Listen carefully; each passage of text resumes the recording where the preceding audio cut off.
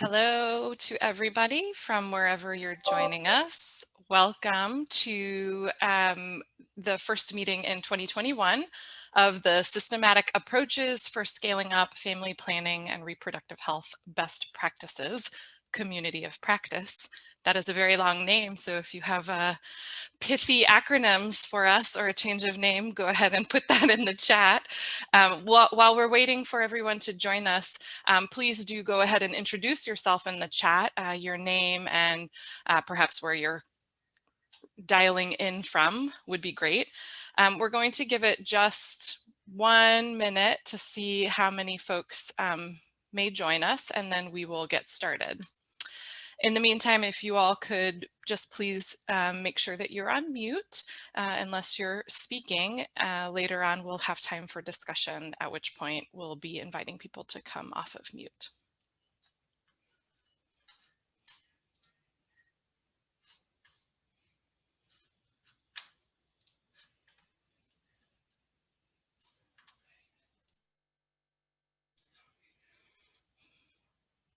All right, I see a few more people trickling in, but for the sake of time, I think we'll go ahead and get started. So again, welcome everybody to this meeting of the Community of Practice focused on systematic approaches for scaling up best practices in family planning and reproductive health. We're so pleased to have you with us. We have what we think will be a really full and exciting set of content and discussions. My name is Trinity Zan, and I am the Associate Director of Research Utilization at FHI 360, and I'm the lead for research utilization on the R4S project. R4S is Research for Scalable Solutions, a 5-year implementation science for family planning project funded by USAID Washington. And we are the new secretariat for this community of practice, taking the baton from the E2A project. So we're really thrilled to be here, and we'll talk a little bit more about the history of the community of practice in just a minute. In the meantime, here's a quick agenda. We'll be first having a very brief presentation and then time for discussion from some colleagues at FHI 360 and Makerere University School of Public Health, focused on an activity that includes measurement of scale, and we're looking forward to tapping into your collective expertise to help inform them. And then we'll be talking a bit about how this community of practice will evolve and move into the future as we take over the secretariat role. If I could have the next slide, please. We're going to be using some polls in this as another opportunity to be engaged. So this is the fun one. You'll see on your screen the directions to go to www.menti.com. So that's a website. You can open it on your phone or your computer. And then you'll use the code that you see in front of you, 4440948. And then this question will pop up. Do you love working from home, or would you rather be in the office? So you get to vote, home or office. So let's give this a try. This is our practice poll, because we'll have some more substantive polls a little bit later in the meeting. So if you're able to pull that up on a device and give us your answer, we will see where we fall, home versus office. Personally, I can't wait to go back to the office.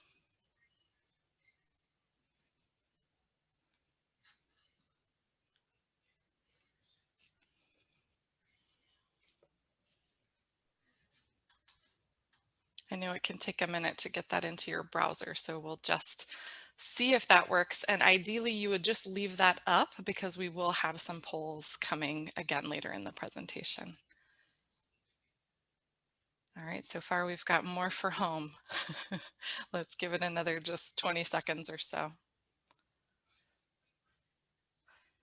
See if the rest of you can get in there. Oh, it's gone. Maybe it's over. And that's okay. Well, hopefully you were able to do that. If you can't, then we'll have another try. So there you go. For all of those who love working at home, perhaps this is what your home looks like. Next slide, please.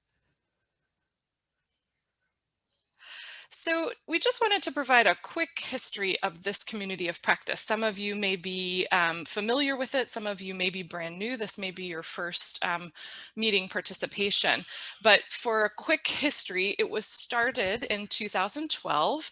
At the time, USAID, along with IBP, were recognizing that there still was not perhaps sufficient discussion around the process of scaling up and the really kind of the science and the art of that process. And so collectively, those two work together to establish this community of practice. At the time, it was anchored in the E2A project, which is a USAID funded project.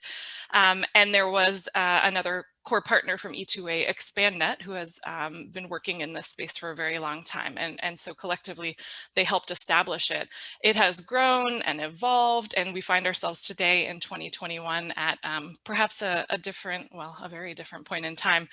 With relation to scale up, I think there's clear recognition of the importance of it and some key principles, but still a lot that remains unknown in terms of how to best facilitate it, how to monitor and evaluate scale up. And so that's where we find ourselves today. The E2A project has transitioned the secretariat role over to R4S. And again, we're really looking forward to discussing with you all what you would like to get out of this community of practice and how we can support that. So that will be in the second half of the meeting. But for now, if you could please go to the next slide. I'd like to first introduce a colleague from USAID who will be providing some opening remarks.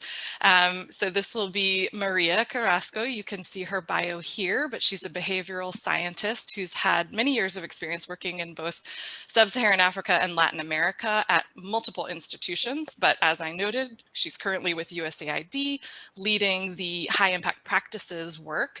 And she's also a part of the R4S management team providing implementation and behavioral science technical support. So we're pleased to have Maria with us, and over to you, Maria.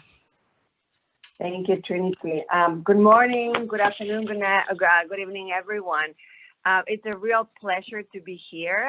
In fact, it will be my first attendance of this community of practice, so it's really exciting.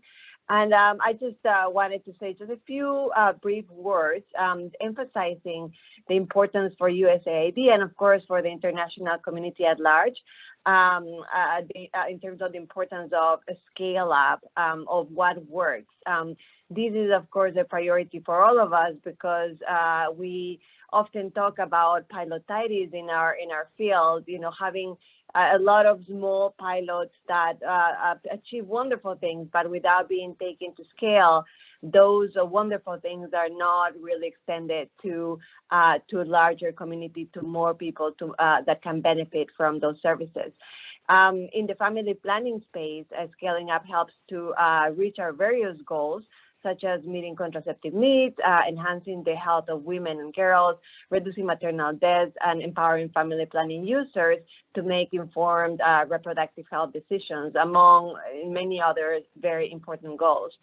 And you know, I'm not going to preach to the choir in terms of the importance of scale up. I know you all know and appreciate its importance. In fact, that's what you're here. But one of the things we may want to consider as we later discuss the goals for this community of practice is, you know, what are the questions that are out there that are still relevant, that have not been answered, that can help us to scale up efficiently. So, for example, how do we, you know, make sure that we are doing to the best of our ability and are successful? How do we measure the level of scale up of some of the key practices that have proven to work? What is the cost to scaling up? When is it more cost effective and when is it less cost effective? And how to ensure that practices that work are in fact the ones that are scaled up and that they are scaled up with quality. So these are just a few questions. I'm sure you have many others that can be discussed later on during the meeting today. And in fact, I'm very much looking forward to discussing with you and also learning from you. In fact, you know, one of the roles of or the many roles of community of practices include knowledge sharing, and, generating ideas, opening opportunities for collaboration, connecting people from different parts of the globe these days, that we all are living in virtual worlds. I saw somebody from Argentina, which I think is fantastic. So I'm originally from Ecuador, so a shout out to Argentina, the person from Argentina for joining. But anyways, it's really exciting to be part of this meeting. I'm really looking forward to it, and thank you to FHI for leading and organizing. So over to you, Trinity. Thank you. Thanks, Maria. And I love the shout out to Argentina. I've seen South Africa and a few other countries, and I think that that's really important because indeed the purpose of a community of practice like this is to engage folks from all around the world. Again, we're going to be talking about that a little bit later in this discussion and how we can really facilitate that.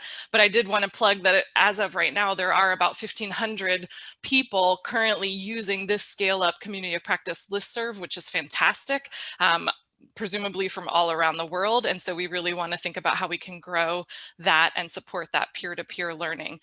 Thanks also, Maria, for really framing some of those key questions that still exist. And I think they dovetail well with the next presentation that we're going to have. But first, we'll have another poll. So if we could go to the next slide. Just to get a sense from, who we do have in the audience today, we wanted to ask this question to you all. Which of these challenges with monitoring Scale Up is the most prominent in your experience? And so you'll see some choices here. You're going to go back to that menti.com, and use that code, and hopefully that's going to work for you all. So let's see what you think. And I believe this is a choose all that apply situation. So, or maybe it's not, I can't remember. But certainly I know we've all faced a lot of challenges with monitoring Scale Up. And these are some of the ones that we thought might be applicable. So we're seeing project timeline being too short to capture impact. Absolutely. And sometimes that's the choice in front of us between assessing versus evaluating, or sorry, monitoring versus evaluating. So looks like we also have a lot of people saying lack of clear indicators to measure Scale Up. So not that that's fantastic, that's an unfortunate challenge that we all face, but fantastic in the sense that we're going to be talking about it right now. And I bet that out there among you, there are also people who have had some clear successes with selecting indicators to measure Scale Up. Well, thank you to those of you who were able to do that. The clear winners were lack of clear indicators and short project timelines. So let's go ahead and go to the next slide. We're trying to move through things quickly to make sure that we have enough time for some robust discussion. So we'll go ahead and introduce our next speakers. We have with us two colleagues, Lara Lorenzetti from FHI 360 and Martha Akalumi from Makerere University School of Public Health. Both are working in this case on the R4S project, and this particular activity that they'll be briefly mentioning is anchored in the R4S project, but very much aims to answer some of the questions that Maria just highlighted related specifically to how we measure and monitor scale. So Lara is an associate scientist in the Department of Global Health and Population Research at FHI 360, where she conducts mixed method research on integrated approaches that improve health outcomes and financial well-being of vulnerable groups. For the sake of time, I'll just do a one-sentence introduction for each of them. So Martha is a research associate at the School of Public Health, Makerere University. She holds a bachelor's degree in environmental health and a master's degree, which we heard she just obtained. Congratulations, Martha, in public health. And she has over 5 years research experience and has generated research evidence in peer-reviewed scientific journals. So over to you, Lara and Martha. Great. Thank you, Trinity. So thanks to everyone for joining today. When I heard there were potentially going to be over 200 people, I got a little nervous, but I'm so happy to see that there's so much interest in this topic. As Trinity mentioned, we're going to be talking this morning about our study that focuses on measuring the scale, quality, reach, and cost of family planning high impact practices in Mozambique, Nepal, and Uganda. And Sarah, you can advance to the next slide. However, given the focus of this community of practice and the time that we have allotted this morning, we're really going to try to keep the presentation and discussion pretty narrowly focused on the scale piece of our work. And as mentioned, this study is being implemented by FHI 360 in partnership with Makerere School of Public Health in Uganda. I also wanted to mention that while they're not a partner on this specific work, Data for Impact, or Deeper Eye, is doing very similar work in Tanzania and Bangladesh. And their team, led by Cristina De La Torre, has been really helpful in comparing notes and thinking through some of the trickier issues with measuring these constructs using program data. So you may see similar work from G4I in the future, maybe even through this platform. But at this time, I'm going to hand it over to my colleague, Martha, who will introduce us to the first phase of our work. Next slide. Thank you very much, Lara. Yeah, I'm Martha Akulume from Makerere University School of Public Health. Yeah, and I'm going to give you an overview of an activity done to measure the scale, quality, reach, and cost of service delivery high impact practices in Mozambique, Nepal, and Uganda. This activity was done in 2 phases.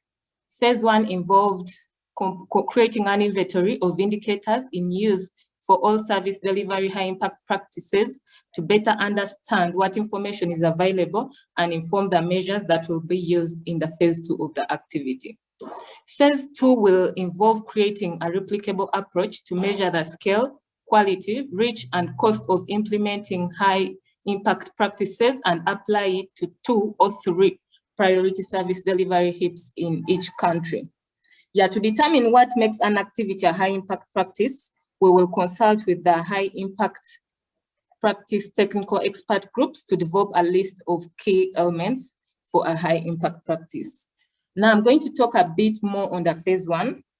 The goal for phase 1 is to compile a comprehensive list of indicators related to implementation of service delivery high impact practices.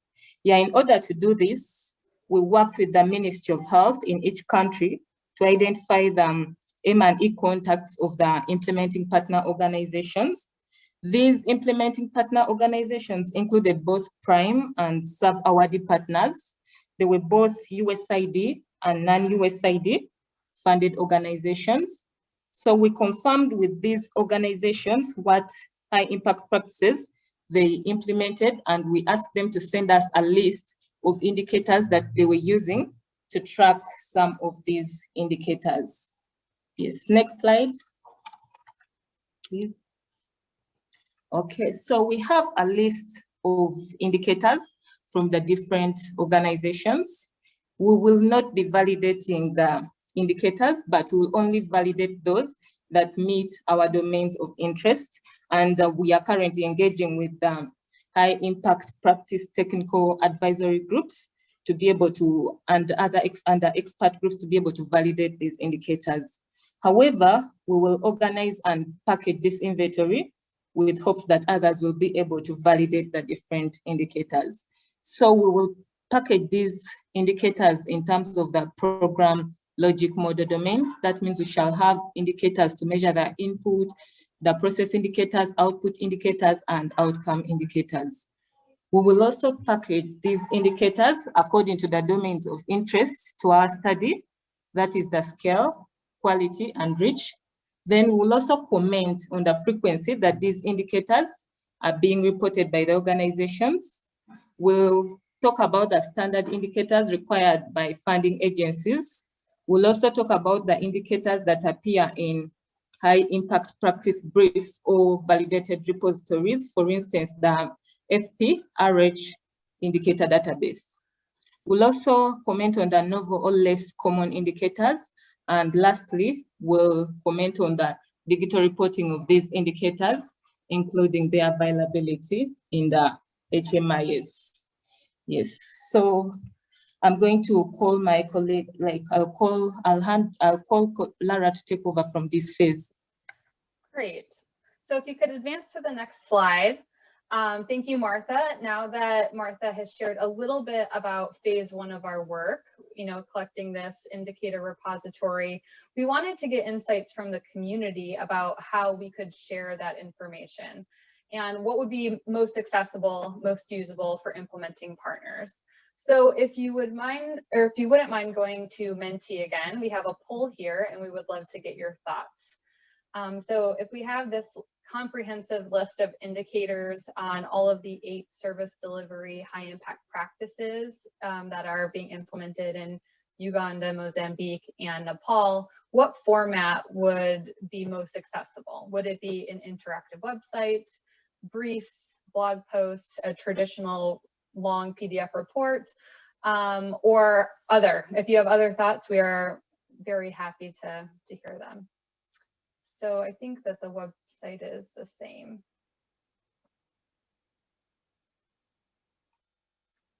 And I'm seeing it's select the first option. So I'll just wait a few more minutes, let some ideas come in.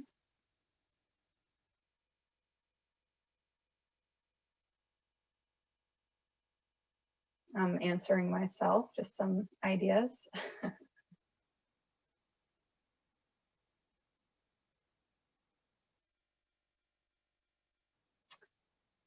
Sarah, do we have any responses we can show?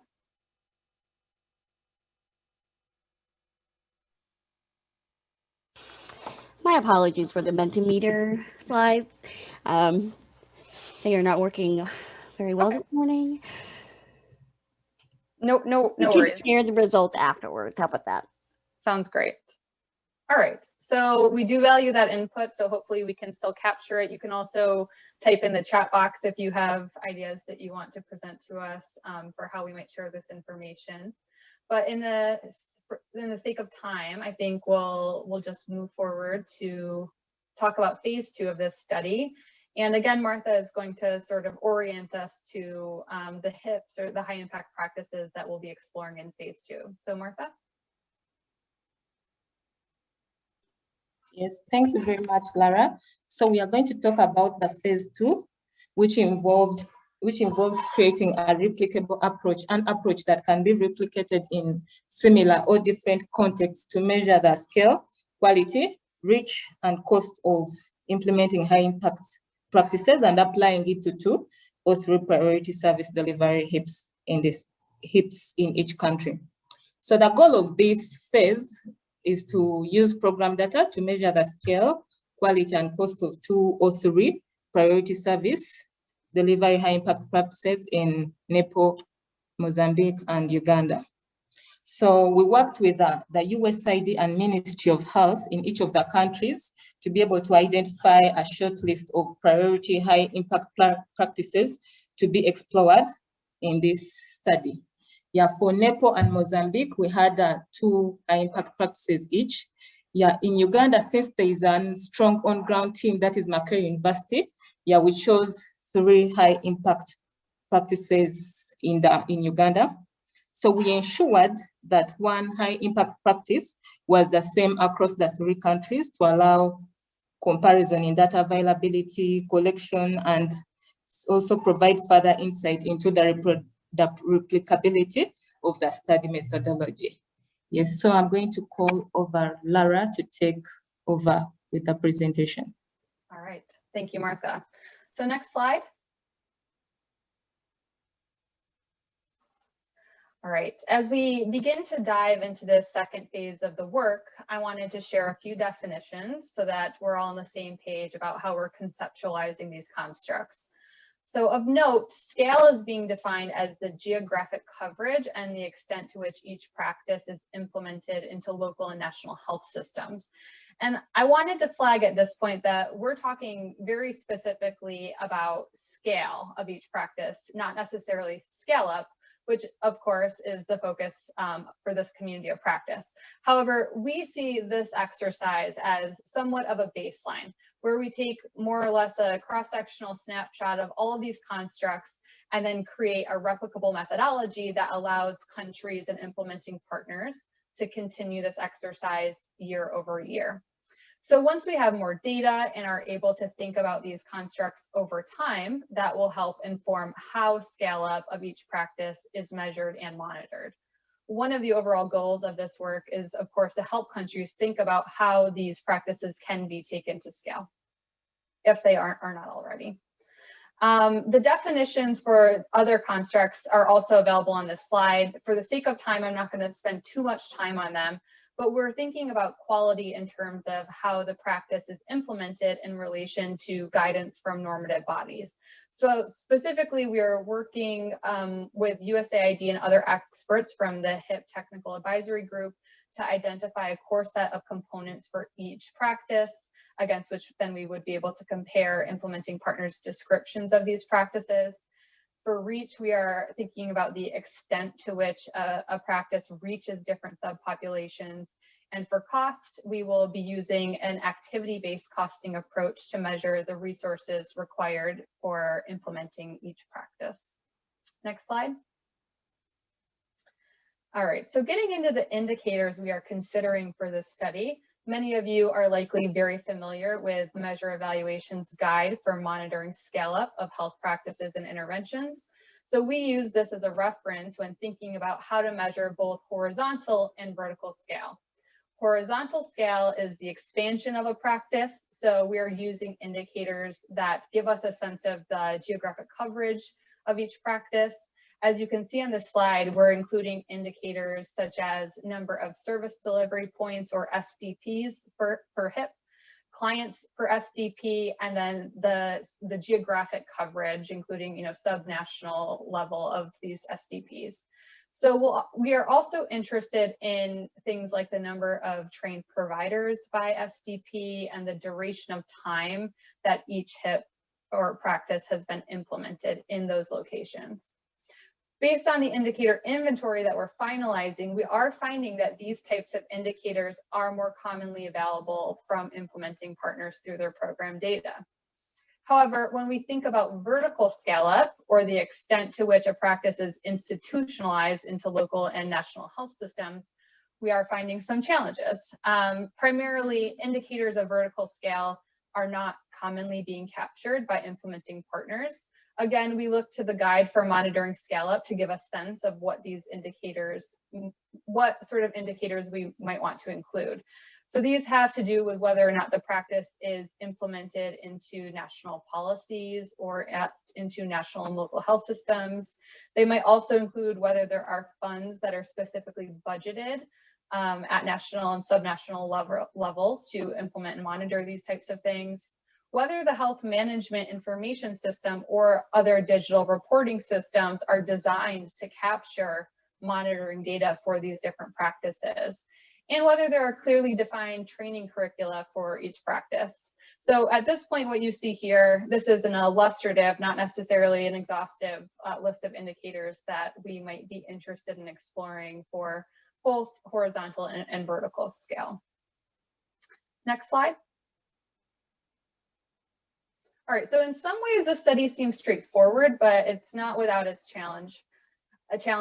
Whereas some organizations have been examining implementation or the effect of practices using population-based data sets, we are really focused on using program data in this exercise. So the use of program data is both a strength and potentially a weakness. So for one, using program data is going to promote our goal of creating a replicable methodology that countries and implementing partners can use to get into the habit of exploring scale and quality and reach and cost year over year. So we really wanted to use the program data because of its availability. And this is ultimately going to support scale up of all of these practices. On the other hand, we are constrained by what's available in program data. The indicator inventory has given us a sense of where the holes are in the data, and unfortunately, vertical scale is a big hole. But from what we've seen, the vertical scale indicators may not be prioritized at this time. And if we want to promote a replicable methodology to inform scale up, we need to ensure that certain data points are going to be regularly collected. Relying on primary data collection rather than the regularly collected monitoring data may mean that this methodology is not going to be feasibly replicable in certain contexts. So we are interested in leveraging this program data, but we may need to encourage the inclusion of certain data points that are missing at present if we want to be able to capture or measure scale, quality, reach, and cost to the fullest extent possible. So with that, I'm going to hand it over to Trinity and the next slide to talk through some ideas. Great, thank you, Lara, and thank you, Martha. I hope that you all were able to get a flavor of both the kind of aims of the study and the challenges that it seems we're already facing, particularly with regard to measuring vertical scale. And so that's where we'd really like to focus this discussion. Again, you all are experienced, you're engaged in this space, and no doubt you have thought about this and encountered it and potentially even found ways to surmount these challenges. So what we'd like to do is allow some time now for just free discussion. We've got these questions here on the slide and would love if you're more comfortable putting some thoughts into the chat, please feel free to do that. You also have the ability to raise your hand here, and if you would like to do that and speak verbally, I'll be looking to see who has raised their hand and would be happy to call on you. So the floor is open. If you have thoughts on any of these, what indicators you have used to measure vertical scale, what you feel are the most important indicators for measuring vertical scale. If you have seen any indicators for vertical scale included in either HMIS or project-specific MEL plans. And maybe most importantly, do you have thoughts on kind of relatively light lift ways you have used to collect data on vertical scale? To Lara's point, if we do need to do some primary data collection in order to get at vertical scale, what do you think, or what have you experienced to be a somewhat easy, I'll put in quotes, way of doing so? So I'm seeing Ashley Ashley gave a comment here. Ashley, would you like to unmute and just present that? Sure, just noting that for the ECO project, which introduces new contraceptive options, some of the vertical scale indicators that we've looked at include whether the method is now included in the National Family Planning Training curriculum, both for pre-service and in-service trainings of family planning providers, and the country's essential medicines list, as well as the national guidelines for family planning. So Ashley, that means that you're looking both at existing guidelines and at those training curricula, kind of doing your own, review to then tick off, yes, it's there, or no, it's not. Yeah. Yeah. I'm being told I don't know that we have a raised hand. Oh, there is a raise hand function. I see Martha's hand raised. Yay! Yeah, well, first I was going to clap. I want to clap with the presenters and raise my hand because I just want to add on to Ashley's point about new products. I mean, I can remember in the old days when emergency contraception first hit the screen, only when it actually listed on the thing did it actually get measured, and people put that. The other piece is I don't know how it's captured, but like the policy pieces that are so important for vertical scaling, whether that be a task shifting policy, whether it be those kind of policy bits, because that's how products and practices get scaled, is through these policy changes. And I don't know where, I'm sorry if that was on the last slide, I missed it if I did, but I think it's important to capture somehow. Yep, that's a great point. That's a great point. And in some ways it dovetails with a comment from Jen Drake saying, integration into costed implementation plans and those CIP M&E frameworks is another really nice way of thinking about vertical integration. So thank you for that, Jen. Martha, how did you do your raise hand? Sorry, we're going to take like 1 minute for people so that they know. Funny that you say that. You go down to reactions, and at first I see the clapping hand, so I tried to get, and then if you go lower, it says raise hand. Now I can lower it. Okay, there we go. Thank you. So everybody, it's not how I've seen it before, which is sometimes next to your name where you're in the participant list. So if you look down at the bottom bar, you'll see a button that says reactions. You can click on that and then you'll see an option for raise hand. And Martha, you get gold stars for finding Trinity, that. if you only knew how ironic this is, that I was able to do it. It's kind of, I'm chuckling. Thank you. Now I'm trying to, get back to my view to see if anybody else has a raised hand. I'm not seeing one right now. I'm looking at a comment from Nandita. Nandita, would you want to chime in? Hi everyone. Sure. I just I think I just want to make sure that we're differentiating between vertical scale and sustainability, because sometimes they get interchanged, and I think it's important to recognize that they are quite different. So I just put the example, Martha, building on what you said, policy is really important for vertical scale and can help to ensure sustainability, but definitely does not guarantee sustainability. So it's just a note as we're thinking about these indicators, because there is a lot of overlap between vertical scale and sustainability, and I feel that we should just make sure that we differentiate. That's a good point, Nandita, and always that, that part about nothing ever guarantees anything is basically what it feels like, but I think that's a really important distinction. I'd love to hear from anybody in terms of whether you have had success kind of doing some routine collection of vertical scale indicators, or if you've done an approach to collecting that on your own that you found to not be too intensive, that would be really, really helpful. So if you want to chat that or raise your hand. In the meantime, I'm seeing certainly coordination mechanisms within the MOH is essential to ensuring that there's that functional, process for monitoring scale. That's really helpful.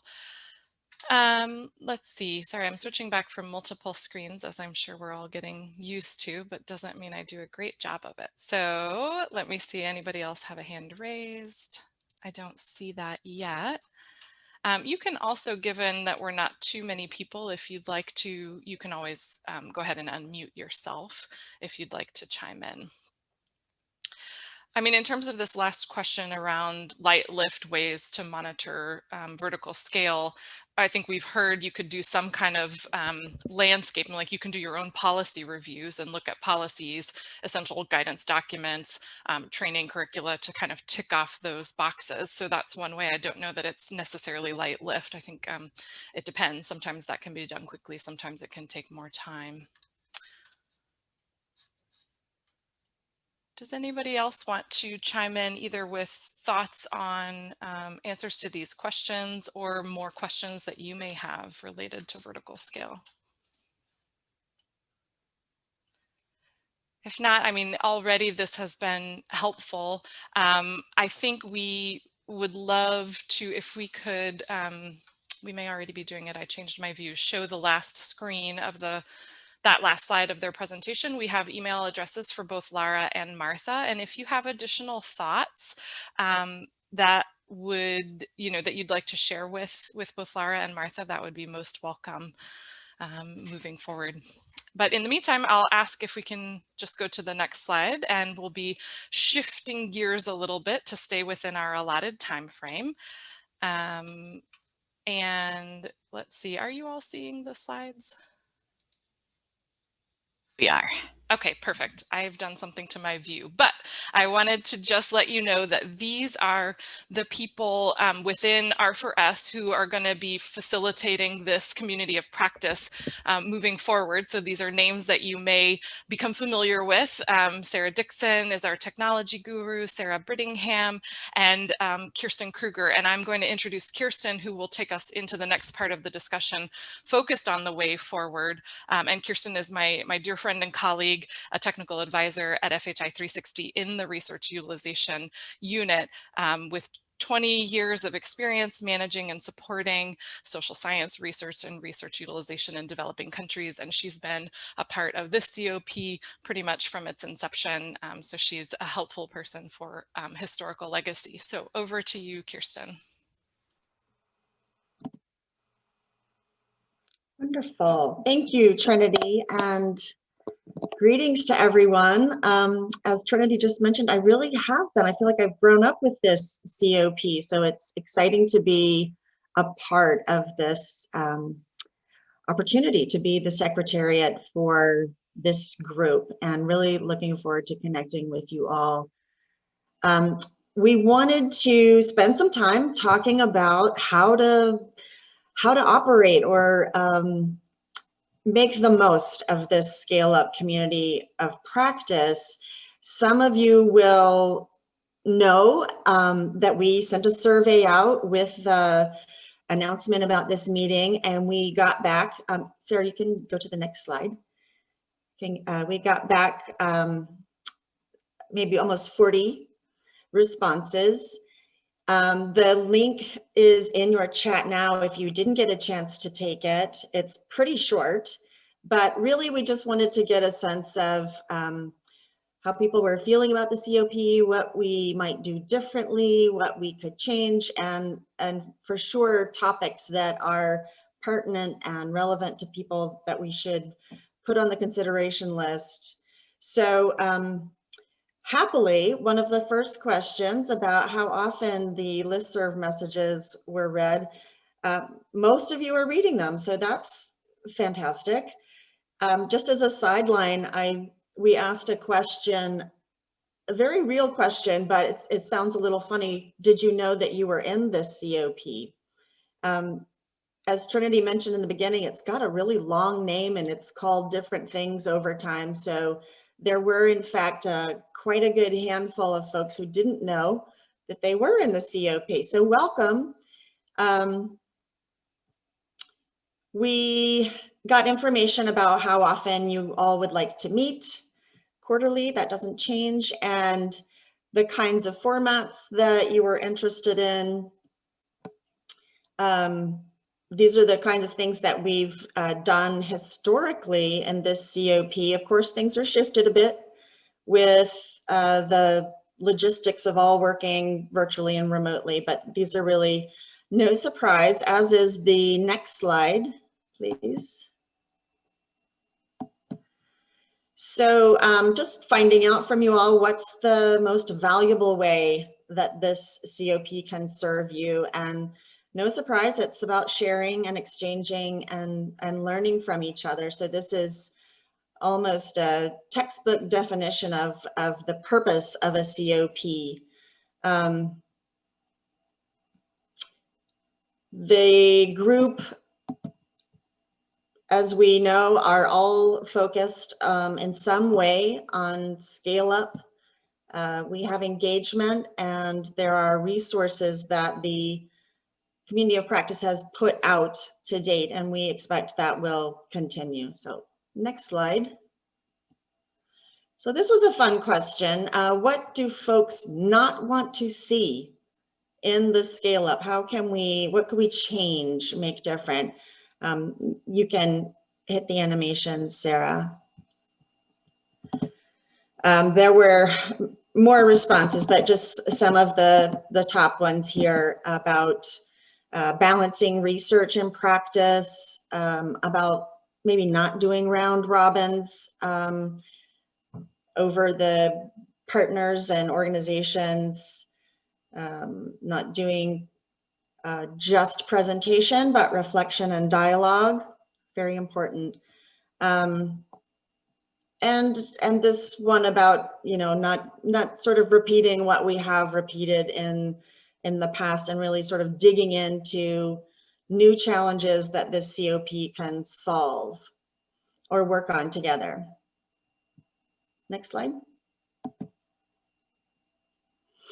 We got a lot of suggestions for potential topics, and we'll open it up here in just a minute to hear from others of you, because of course this was just from our survey, but I'm sure there are other ideas from some of you on the call now. But there are some ones that seem really helpful, like identifying the common pitfalls and looking for very practical tools and methods. Got the full gamut here. I'm not going to read the slide, but you can see some of the highlights.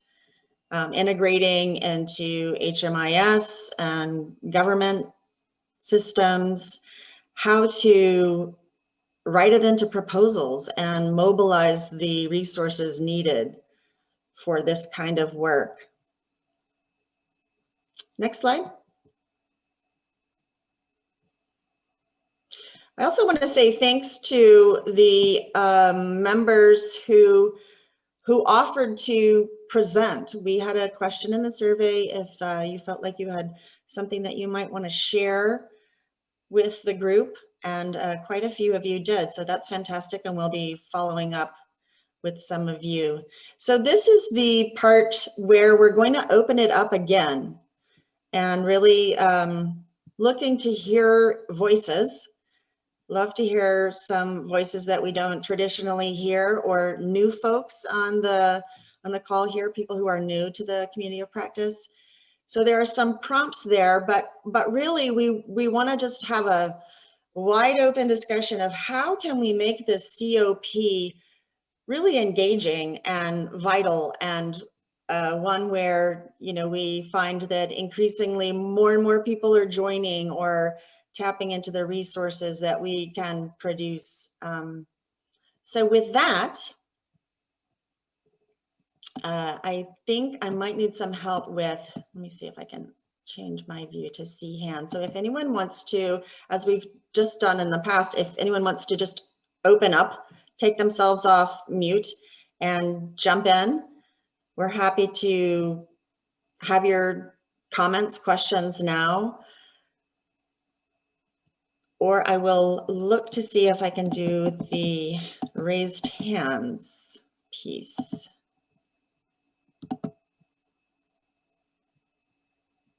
Anyone?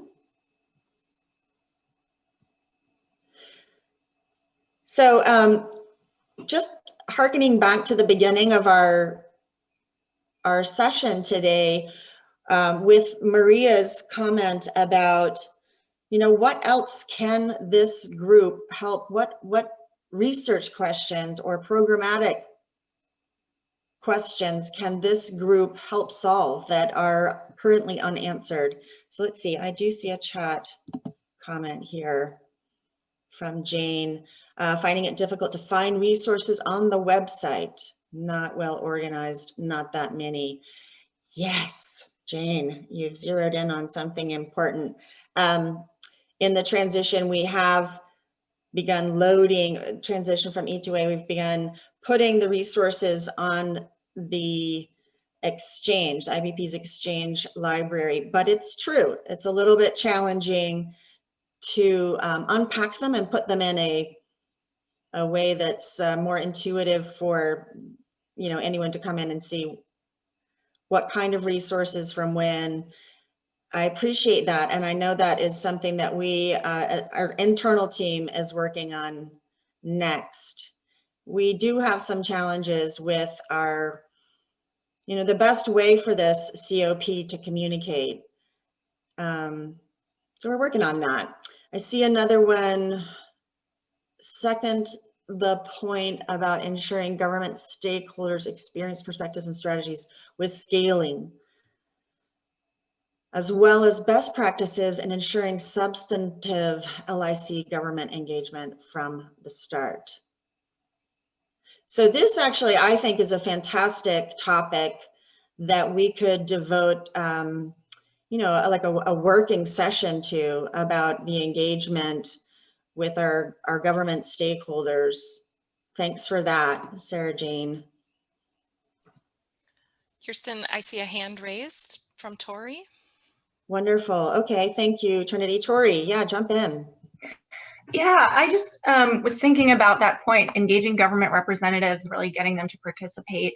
I think if we want to have more discussions about vertical scale, we absolutely need them to be involved in those discussions. And so maybe just being very strategic about the topics, having some meetings really centered around those topics that are important to them, and emphasizing their perspective, making sure that they are like specifically invited and asked to come and speak about their challenges, the barriers that they face to that from their perspective, would be very interesting. Idea.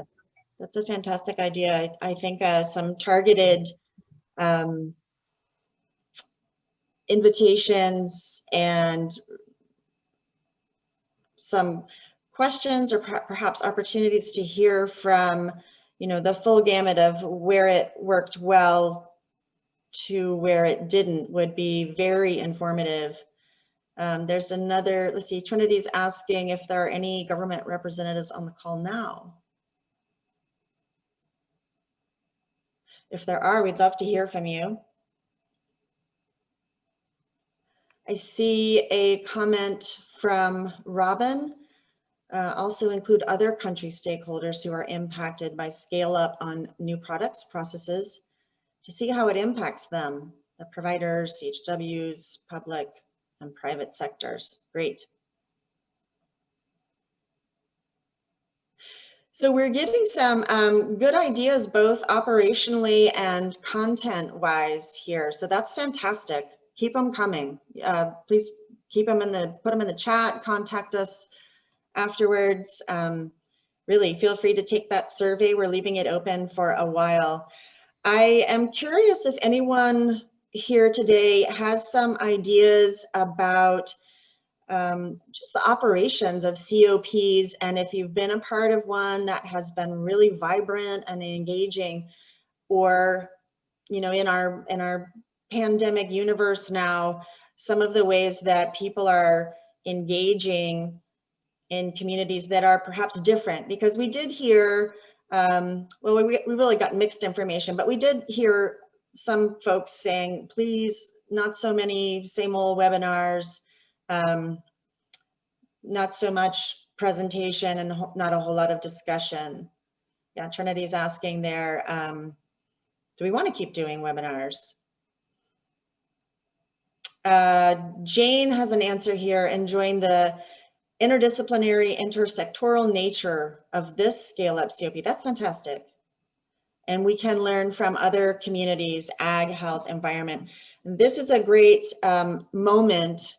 Thank you for that, Jane. This is a great moment to also remind folks in this COP, or if you're new, to inform you that this COP, FPRH, is part connected to the larger Scale Up COP and development that's run by Johannes Lynn and Larry Cooley. So that group meets occasionally, and we are included in those invites. I'm hoping that all of you either are also included or will let us know, and we can help you get included, because it's from that larger Scale Up COP where we often really are learning from all different kinds of disciplines and outside of health. Great comment. Rita is saying, would be interesting to hear which COPs are working best and the challenges they faced. How did they keep the group going and engaged? What was the driving force? Yeah, these are some fundamental questions, best practices questions with COP. So happily, we know that at heart, we are all interested in this topic and focusing on this topic. Yeah, thank you, Martha. The larger COP is quite interesting. So if you're wanting to get more information about that larger one or connected, let us know. I'm seeing in some of my work groups and other communities of practice, it seems that folks are becoming interested in shorter, easy to digest information. And there are maybe little things like a sprint for a period of time where resources are pushed out to those who sign up and want to participate in that way.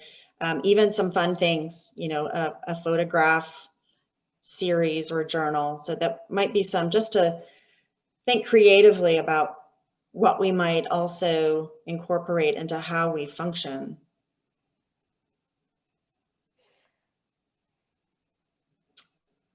More ideas? Anyone want to jump in?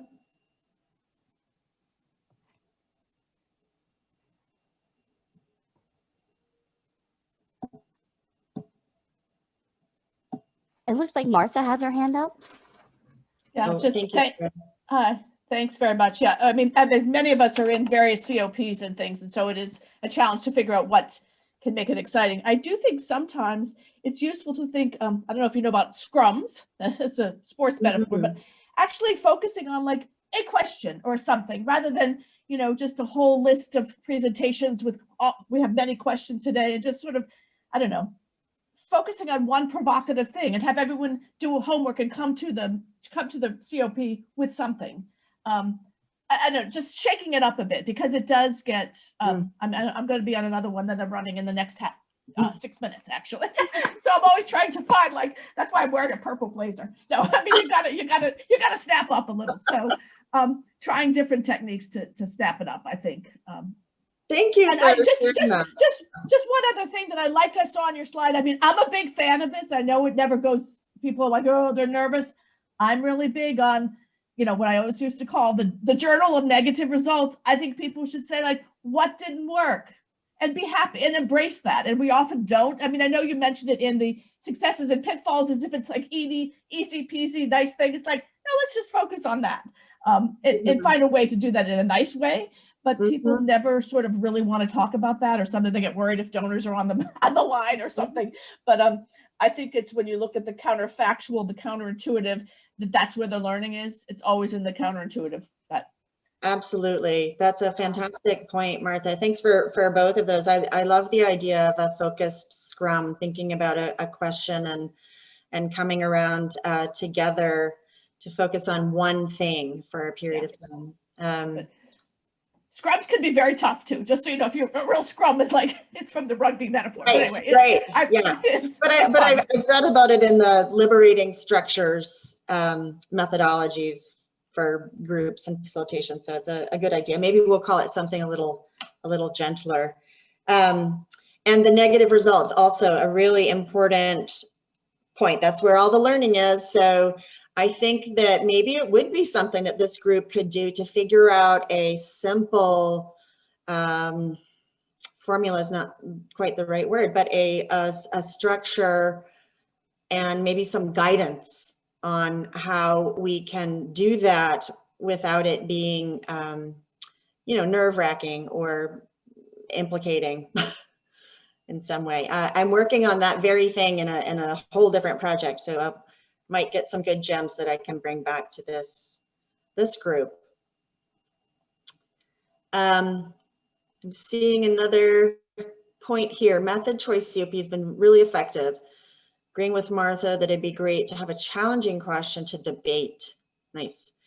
The COP's engaging debate between Lanita and Roy. Oh, this is a good idea. Yeah, a debate about whether we need more FP options or should invest more in scale up of existing options.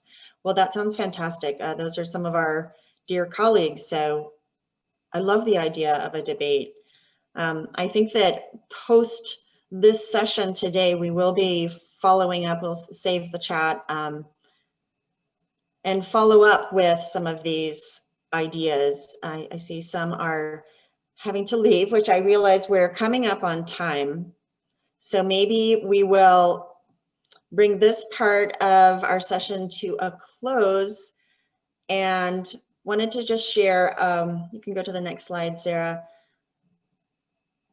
Again, keep sharing your ideas and inputs, but we did want to mention this last bit that we learned from the survey, which is no one, literally no one, is using this scale up listserv to exchange information. So we hope to change that. We would like to give an honorary prize to the first person that sends a tool, a message, a information request to this scale up listserv. The address is there on the screen, but we thought maybe part of the hesitation is that folks don't really know how. So we will maybe do some practicing with that and get a little bit more exchange going on our listserv. We do also have a community of practice on the IBP Xchange. So that's on the next slide.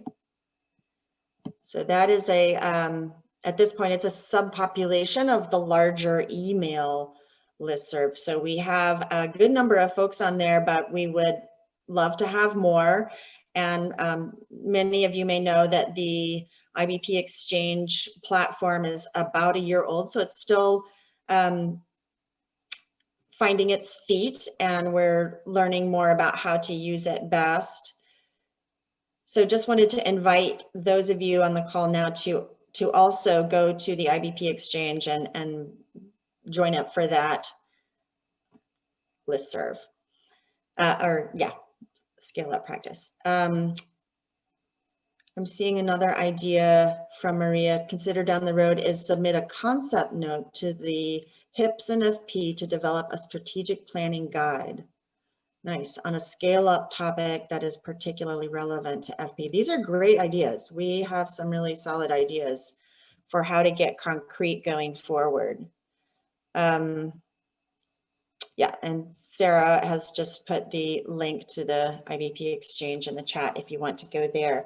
So it's 10 and we need to come to a close. We just want to thank you all for your participation, for sharing your thoughts, for joining us today.